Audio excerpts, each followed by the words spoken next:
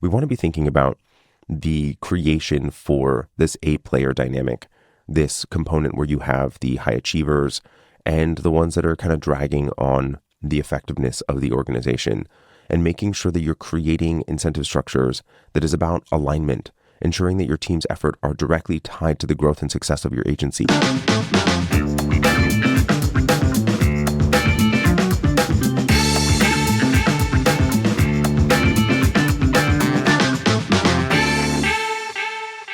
Everyone, so one of the things that I hear from agency owners all the time is that they feel like their team does not have as much motivation as they do to drive growth and achieve success. So today I wanted to talk to you about team incentive structures and how to think about incentive structures for your agency to be able to create for greater alignment.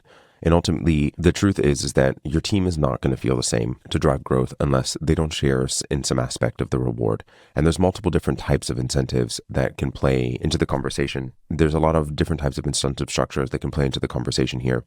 But wanted to make sure that we are clear on how we can go about creating alignment, creating individual, department, company-wide goals that create for really truly motivated, high-performing teams, and be able to strike the right balance between fostering collaboration and ensuring that your top performers stay incentivized to continue to grow your agency. And so here's the thing really, right, is that as a business owner, as an agency owner, you are incredibly incentivized to continue to grow the business, and you share in the rewards of the impact that ultimately has. And so your motivation here does have a significant amount of impact from that incentive. And your team, ultimately, their incentive is to show up to work to keep their job right now. And so unless you actually have a mechanism by which it creates for that greater amount of incentive, they don't actually have that same motivation. And so why you end up feeling, and why the common term is that entrepreneurship is an island, right? And that it can feel quite isolating. And the reason it can feel quite isolating is that people don't understand the things that you're dealing with. Unless there are other entrepreneurs, your team really doesn't feel like they are as motivated with you, that they're not in the boat with you, rowing the boat at the same pace that you are. And so you feel like you're pulling or pushing your team uphill, and it can be incredibly draining as an entrepreneur. We want to be able to close the motivation gap, and so that the team shares in the impact, and so that they actually have a reasonable amount of drive to be able to grow your business, and aligning those rewards to the desired behaviors and outcomes that you're looking to ultimately have. So what are those behaviors? What are those outcomes? What are the things that you're looking to be able to have as an impact? And making sure that you have it well structured, clear, understand, to be able to increase team morale, performance, retention on your team, and also a bit of a competitive oriented nature that is useful from a base kind of human nature perspective. And so the way that I like to think about incentive structures are multi-tiered, really. And so the ideal is to have an individual incentive, a department incentive, and a company incentive. And the reason being is that you want to be able to have, for the person that is that true high performer, that they are going to want to exceed their targets. They have that competitive oriented nature in them already, and that it's a huge component of their personality, their characteristic, and that you want to make sure that person, that if you have a low performing team member, that high performer isn't going to be de-incentivized based on that low performer. So making sure that you're able to not have this like feeling of burnout where they are dragging the team along with you, and that same kind of feeling that you have as an owner, that you feel like you're on an island, that your high performers can ultimately feel the same, and that ultimately they are not as incentivized to continue to do the same thing. And in fact, as they see the lower performers ultimately end up getting the same amount of remuneration or recognition, they end up losing that motivation. And you can create very quickly for a high performer to become a low performer by not having this type of structure. Then you want to also make sure that you have department level incentives. And the reason why this allows for an encouraging teamwork, allowing for the team to understand the impact that they not only have as an individual, but how they have impact to each other. And that you are able to create for both the feeling of camaraderie and teamwork, but also the feeling that you have a bit of that peer pressure that pushes people, hitting revenue targets, completing large projects, completing projects on time, making sure that we have certain client retention, those sorts of things that promote accountability and collaboration within teams. And then finally, the piece that the entirety of the different departments ultimately, and you largely, the vast majority of agencies do, whether you are an agency owner holding multiple hats and you're sitting above each department, or you actually have a leadership team that allows for it to be broken down, but having a company level incentive that allows for the different departments to recognize that they're playing a role in a larger picture, and that role actually has a significant amount of impact to the company objectives. And so if you have individual departmental level and company incentives, it allows for you to be able to break this down in a meaningful fashion, allowing for you to be able to have a full kind of cycle around. And I want to also hit just incentive structures are not only money. Incentive structures can be time off. Incentive structures can be benefits. Incentive structures can be continuing ed. Incentive structures could be team trips. It could be all sorts of different things that allow for people to work together towards doing them. So I want to kind of hit how do you go about balancing the individual and the team dynamics and making sure that that high performer is recognized, rewarded without de-incentivizing collaboration. Because one of the things that incentive structures can ultimately do is that I'm going to try to take on as much as I possibly can if there's too much of a focus on the individual incentive. And it creates for this a bit of a negative oriented dynamic that de-incentivizes collaboration. And collaboration is a key component to what it is that we do in this industry, making sure that you're able to have that impact of people working together to find solutions. Because if I'm doing something that is negatively impacting another, but it is directly impacting my incentive, is that what is the other incentive that I have individually to create for this teamwork, collaboration oriented side of things, to actually lend a helping hand to a team member in a time of need, aside from my own personal moral reason why I would want to do that? What exactly is the impact that I ultimately have to the wider team? So let's talk about some practical examples of incentive programs that we can be doing. The obvious and very simple one is just a financial reward. So bonuses on hitting sales targets, profit sharing programs, commissions, those sorts of things that are just direct remuneration oriented. It could be based on hitting client retention rates. It could be on client results that ultimately do impact retention. It could be a recognition program. So Employee of the Month awards, one of the ones that I enjoyed at the first agency that I worked at that I helped create was that there was a cell phone case that would go around the office for recognition. So it would be a peer recognition award.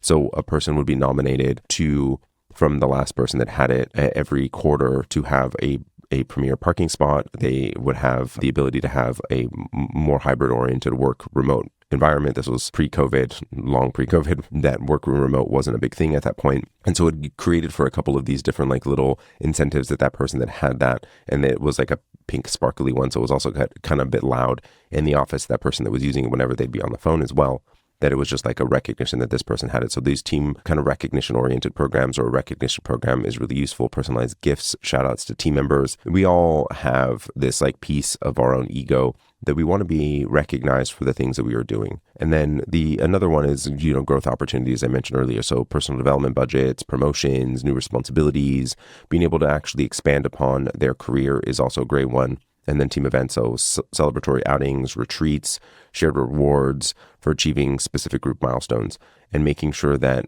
there's a clear understanding of exactly how they work towards doing that. So let's talk about the incentive structure piece and understanding how to even start to think about the construction of an incentive structure in the first place. So the way that I like to look at it, as I was starting to articulate earlier, is this individual, department, and company.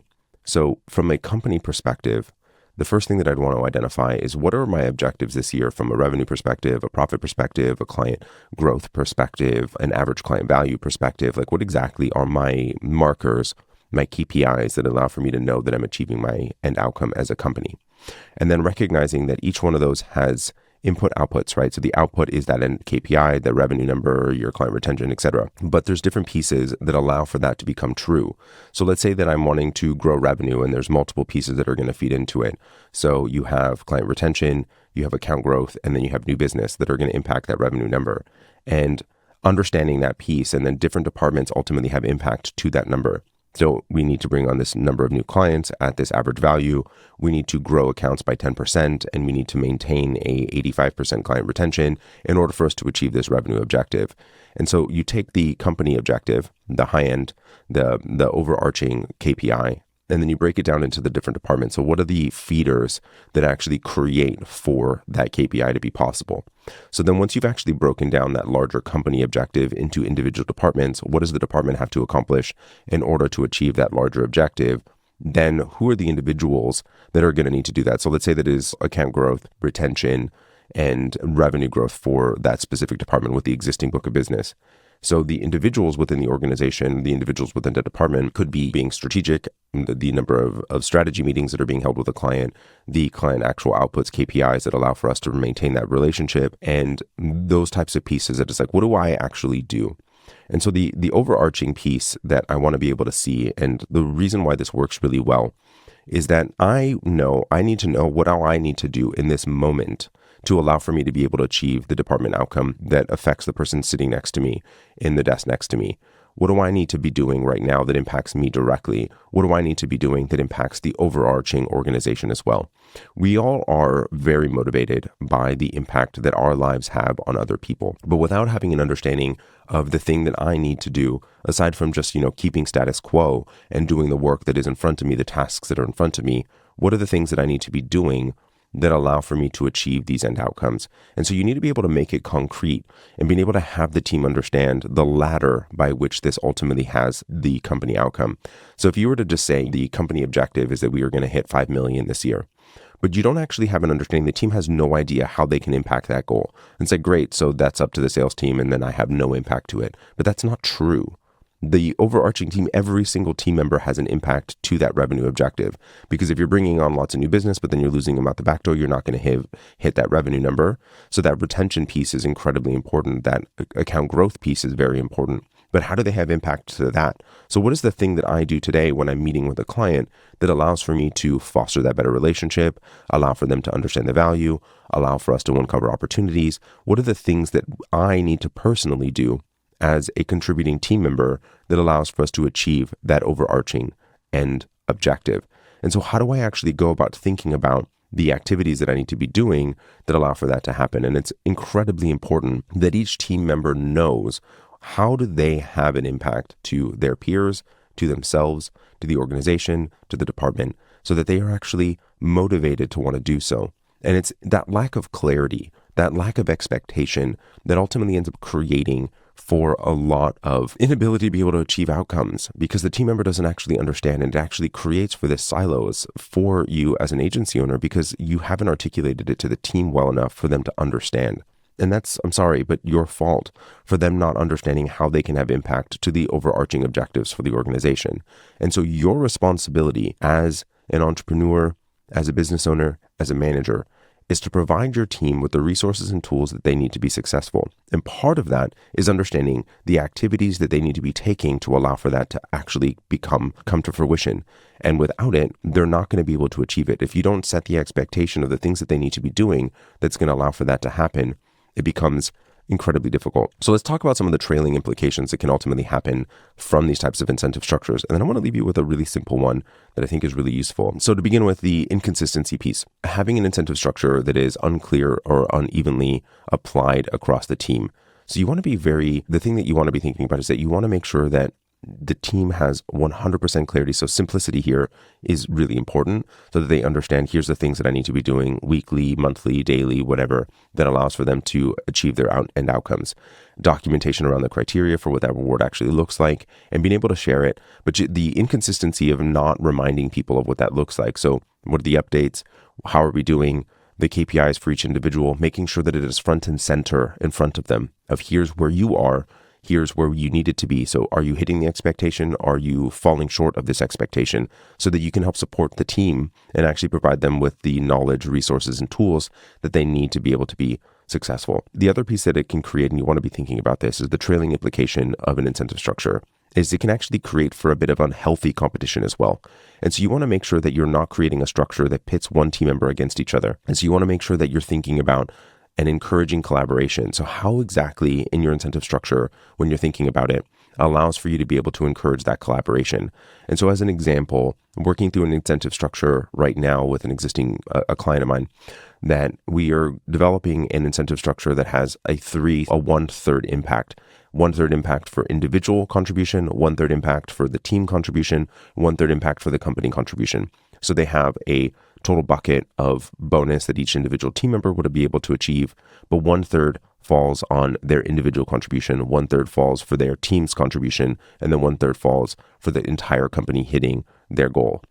The structure that we've built here is very simple, and so we had to give a lot of examples of how they can actually have impact to these overarching objectives. But the thing that is really important is that we've created for a dynamic where we're balancing the individual versus team reward, allowing for them to understand that they are as equally responsible, that it's threefold, is that you do have to individually contribute. You also have to contribute to your team, and you have to contribute to the wider organization as people need help. And that without actually helping each other, you're not going to maximize the incentive here. The other piece that is vital, that it can be both a detractor. Incentive structures can be both a motivator and a demotivator. And the scenario where it becomes a demotivator is that the goal is so far away and impossible that the team feels like they're not going to be able to achieve it.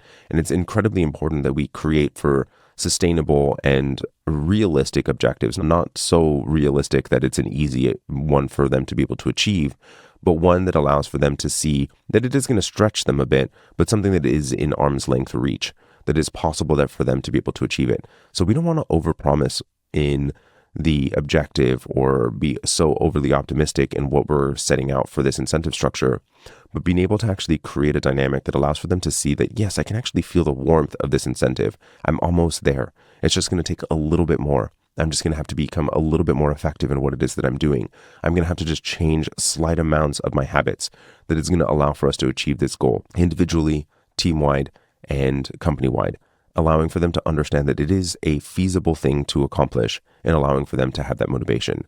And just as a pushback to the initial piece that I was talking about is we want to be thinking about the creation for this A-player dynamic, this component where you have the high achievers and the ones that are kind of dragging on the effectiveness of the organization, and making sure that you're creating incentive structures that is about alignment, ensuring that your team's effort are directly tied to the growth and success of your agency. So starting with the company objectives, understanding how you can go about this multi-tier incentive structure at an individual, department, and company level can truly create for a collaborative environment across your entire agency, rewarding high performers, creating motivation for what has historically been potentially your lower performers, and creating motivation across the entire team, and really engaging the team in a meaningful fashion.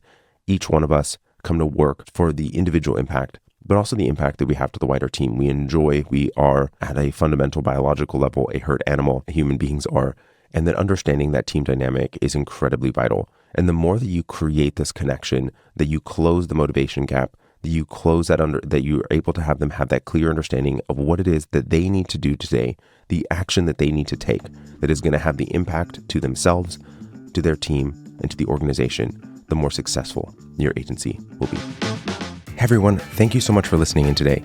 With all of the shifts in the industry, it is easy to feel overwhelmed or unsure of your next move. So I'm not here to try to sell you anything. I just want to give back and guide you through the uncertainty. Whether you're navigating new trends or just need some clarity, we're here to listen and offer advice. Head to creativeagencysuccess.com/chat to book a free 15-minute chat with an agency mentor who can provide you with a fresh perspective. Let's figure out the best steps for your agency's growth together.